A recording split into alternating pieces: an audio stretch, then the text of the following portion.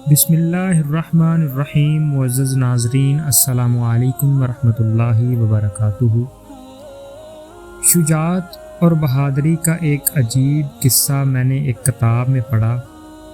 وہ یہ کہ افغانستان کے امیر عبد الرحمن خان جو ولی کابل تھے، ان کے دادا امیر دوست محمد خان گزرے ہیں۔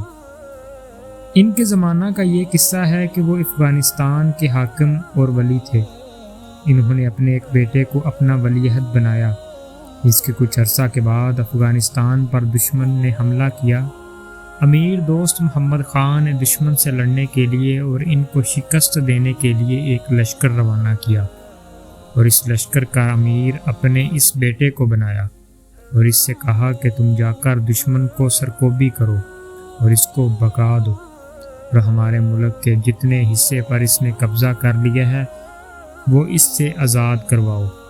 چنانچہ وہ شہزادہ دشمن کے مقابلے کے لیے روانہ ہو گیا اور دشمن پر حملہ کر کے اس کو بھگا دیا۔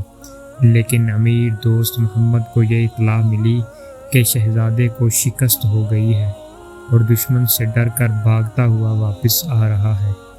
اس اطلاع سے امیر دوست محمد کو بہت رنج ہوا اور غم ہوا اور افسوس ہوا، اور گھر کے اندر جا کر یہ خبر شہزادے کی والدہ کو سنائی۔ شہزادہ بہت بزدل اور کمزور نکلا، اس کو شکست ہو گئی ہے، اب میدان جنگ سے بھاگ کر واپس آ رہا ہے۔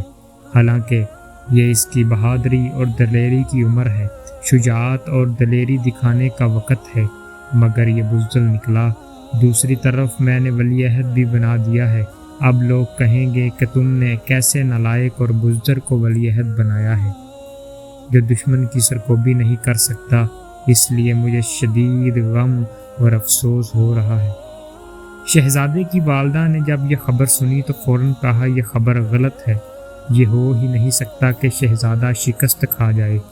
امیر نے کہا میرے پاس CID کی اطلاع ہے، میرے پاس تو باقاعدہ یقینی خبر آئی ہے کہ وہ شکست کھا چکی ہے، اور تم گھر کی چار دیواری میں بیٹھ کر یہ کہہ رہی ہو کہ یہ خبر غلط ہے۔ جب کچھ دیر گزری تو شہزادہ کے واپس پہنچنے سے پہلے دوسری خبر یہ آ گئی کہ شہزادہ دشمن کو شکست دے کر اور فتح یاب ہو کر واپس آ رہا ہے۔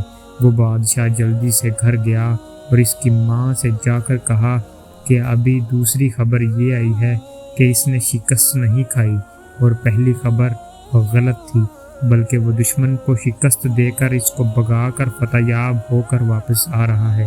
لیکن تم نے گھر کے اندر بیٹھ کر اتنے یقین کے ساتھ کیسے کہہ دیا کہ اس کی شکست کی خبر غلط ہے؟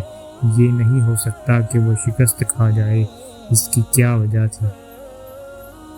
شہزادے کی ماں نے کہا وہ بات بتانے کی تو نہیں، لیکن آپ اصرار کر رہے ہیں تو بتا دیتی ہوں کہ بات دراصل یہ ہے کہ جس وقت یہ شہزادہ میرے پیٹ میں تھا، اسی وقت میں نے تہیہ کر لیا تھا کہ حرام تو حرام، میں کوئی مشتبہ لقمہ بھی اپنے حلق سے نہیں اتاروں گی، کہیں ایسا نہ ہو کہ اس حرام اور مشتبہ لقمے کے اثر سے یہ شہزادہ بزدل پیدا ہو جائے۔ اس لیے مجھے معلوم تھا کہ حرام غذا سے انسان کا دل کمزور اور بزدل ہو جاتا ہے، اور حلال غذا سے دل دلیر اور طاقتور ہو جاتا ہے، اور میں آخر تک اس پر کار بند رہی ہوں اور اس کا اہتمام کیا۔ جب یہ پیدا ہو گیا تو اس کے بعد بھی میں نے دو باتوں کا اہتمام کیا۔